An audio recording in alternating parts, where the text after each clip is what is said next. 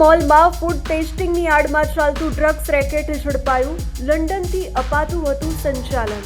સુરતના અડાજણ વિસ્તારમાં આવેલા એક મોલમાં ફૂડ ટેસ્ટિંગ લેબની આડમાં ચાલતી ડ્રગ્સ બનાવવાની સિક્રેટ ફેક્ટરીનું એસઓજી પોલીસે પર્દાફાશ કર્યો છે.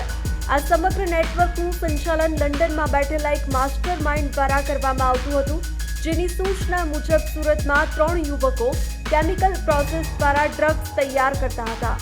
પોલીસ દરોડા દરમિયાન લેબમાંથી ડ્રગ્સ બનાવવાનું મશીન, કાચો માલ અને તૈયાર નશીલા પદાર્થો સહિત કુલ 20 લાખ રૂપિયાનો મુદ્દામાલ જપ્ત કરવામાં આવ્યો છે.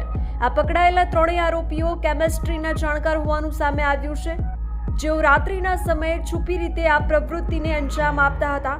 હાલમાં પોલીસે લંડન સ્થિત મુખ્ય સૂત્રધારની ધરપકડ કરવા માટે આંતરરાષ્ટ્રીય સ્તરે તપાસ તેજ કરી છે અને આ ડ્રગ્સ કોને સપ્લાય કરવામાં આવતું હતું તે દિશામાં પૂછપરછ શરૂ કરવામાં આવી છે.